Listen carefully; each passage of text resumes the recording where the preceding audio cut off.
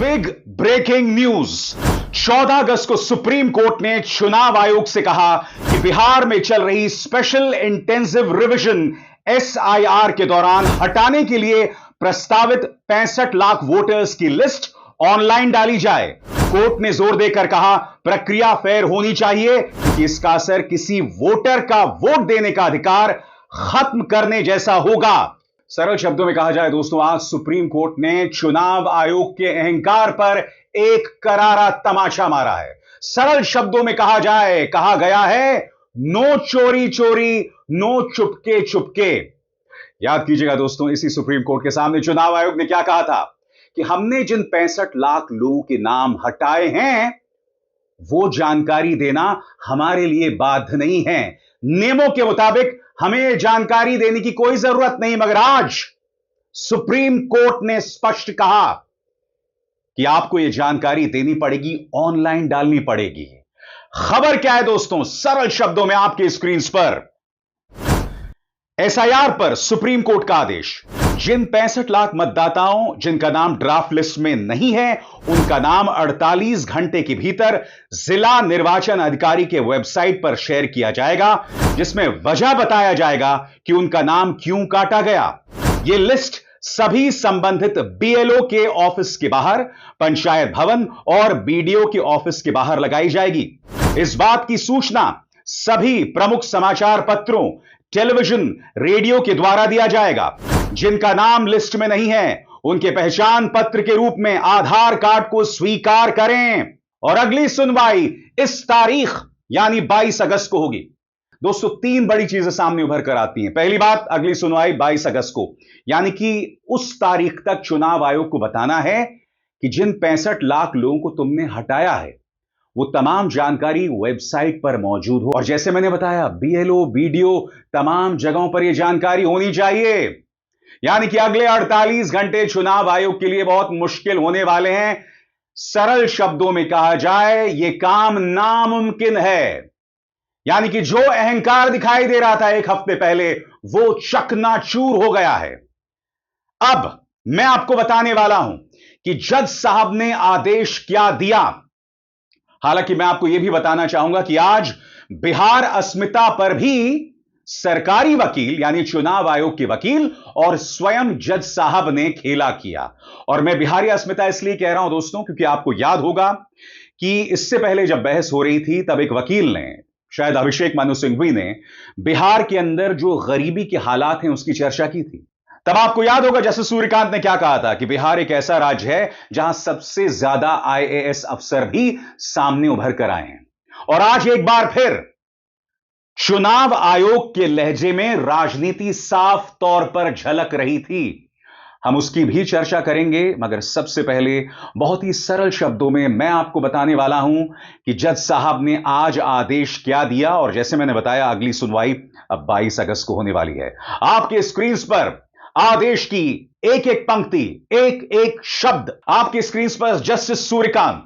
और जस्टिस सूर्यकांत क्या बयान देते हैं, इस पर गौर किया जाए। जस्टिस सूर्यकांत कहते हैं, हम अभी सिर्फ बड़े बड़े प्रिंसिपल्स यानी सिद्धांतों पर बात कर रहे हैं। आगे जब कोई कॉन्फ्लिक्ट यानी टकराव वाले मुद्दे आएंगे जिनमें जुडिशियल एनालिसिस की जरूरत पड़ेगी, यानी कि न्यायिक परख की जरूरत पड़ेगी, तो हम पीछे नहीं हटेंगे, उन्हें सॉल्व करेंगे, उनका समाधान ढूंढेंगे।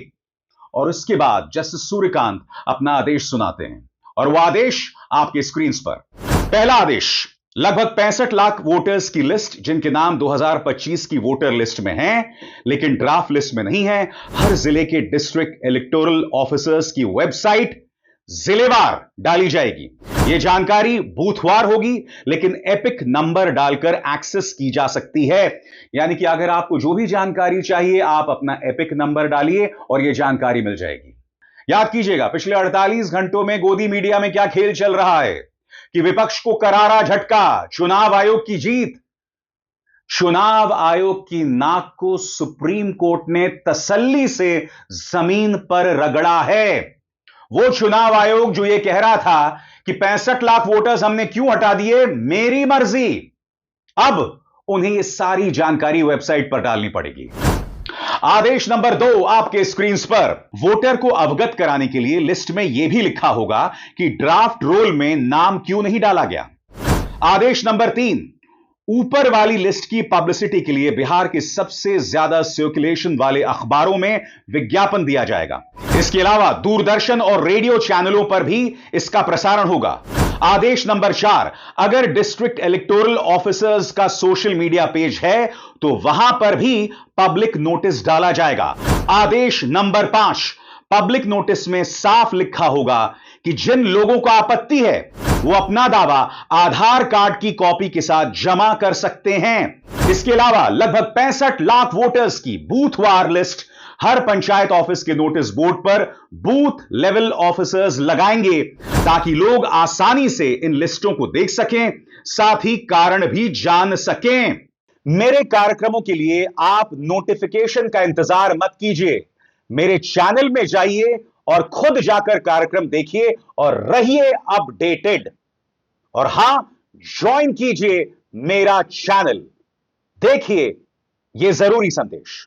स्वतंत्र और आजाद पत्रकारिता का समर्थन कीजिए, सच में मेरा साथी बनिए। बहुत आसान है दोस्तों, इस ज्वाइन बटन को दबाइए और आपके सामने आएंगे ये 3 विकल्प, इनमें से एक चुनिए और सच के इस सफर में मेरा साथी बनिए। दोस्तों, याचिकाकर्ताओं के वकील श्री गोपाल की तरफ से एक सिफारिश भी थी जिसे सुप्रीम कोर्ट ने मान लिया, और वो सिफारिश क्या थी आपके स्क्रीन पर। 7.24 करोड़ वाली लिस्ट तो पहले ही सीईओ की वेबसाइट पर है, तो 65 लाख वाली भी वहीं डाल दी जाए। बेंच ने इस सुझाव पर अपनी सहमति जतलाई और अपने आदेश में क्या कहा, इस पर गौर किया जाए। बिहार के चीफ इलेक्टोरल ऑफिसर की वेबसाइट पर जिलेवार उन वोटर्स की सॉफ्ट कॉपी भी रखी जाएगी जिन्हें ड्राफ्ट लिस्ट में शामिल नहीं किया गया है। साथ ही कारण भी दिए जाएंगे। ईसीआई, बीएलओज और जिला चुनाव अधिकारियों से रिपोर्ट लेकर एक संयुक्त स्टेटस रिपोर्ट रिकॉर्ड पर रखेगा। वेबसाइट पर यह लिस्ट एपिक नंबर से सर्च की जा सकती है। और जस्टिस सूर्यकांत ने अपनी तरफ से 2 अहम बातें कही हैं जिस पर गौर किया जाना चाहिए। उन्होंने कहा कि जिन लोगों को आपत्ति है वे अपना दावा आधार कार्ड की कॉपी के साथ जमा कर सकते हैं। इसके अलावा 65 लाख वोटर्स की बूथवार लिस्ट सभी पंचायत भवनों और ब्लॉक डेवलपमेंट या पंचायत ऑफिसों के नोटिस बोर्ड पर भी लगाई जाएगी ताकि लोग मैन्युअली भी इस लिस्ट को देख सकें।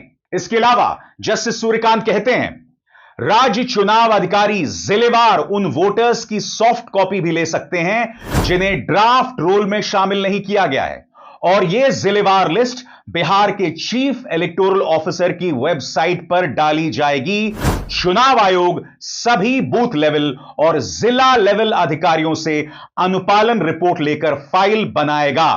और जैसे मैंने बताया दोस्तों, 22 अगस्त वो तारीख है जब चुनाव आयोग को प्रमाणित करना पड़ेगा कि जो मशवरा या जो आदेश सुप्रीम कोर्ट ने दिया है वो उसने मान लिया है। सबसे बड़ी बात आधार कार्ड को लेकर, जिसे लेकर चुनाव आयोग को इतनी ज्यादा एलर्जी थी, उसको लेकर भी सुप्रीम कोर्ट ने सख्त आदेश जो है वो जारी किया है कि आधार कार्ड मान्य होगा और आधार कार्ड पर आपको गंभीरता से विचार करना पड़ेगा।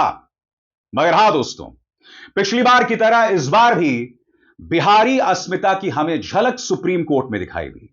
क्योंकि होता क्या है दोस्तों, जब आपके सामने तर्क नहीं होते ना, तब आप इमोशंस का सहारा लेते हैं। और चुनाव आयोग के वकील ने क्या कहा, इस पर गौर किया जाए। आज सुप्रीम कोर्ट में बिहार का गुणगान चल रहा था।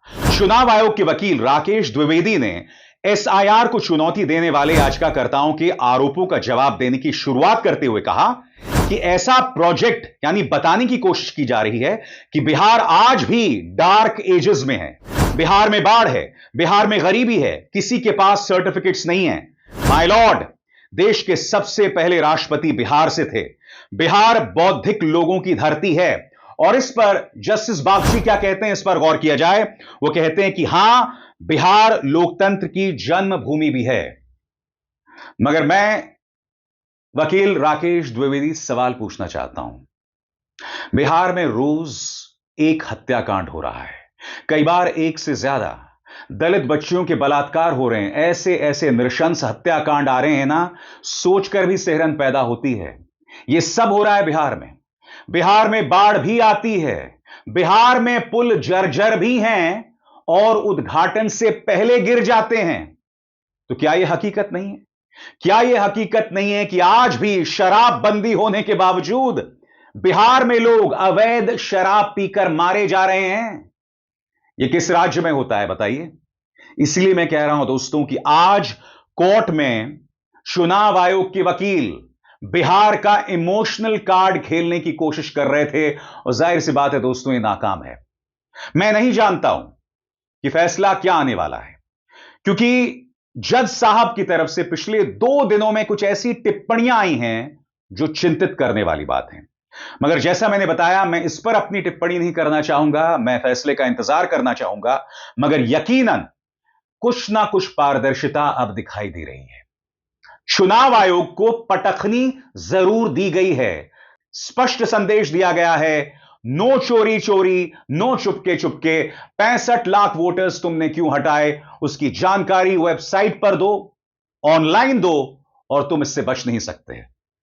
अब देखना यह है कि अगले 48 घंटे क्या होने वाला है दोस्तों, क्योंकि अगले 48 घंटे चुनाव आयोग का कोई अधिकारी सोने नहीं वाला है। और जाहिर सी बात है, अगर वो प्रक्रिया पूरी नहीं कर पाए तो सुप्रीम कोर्ट की तरफ से जबरदस्त लताड़ लगने वाली है। अब इसार शर्मा को दीजिए इजाजत। नमस्कार।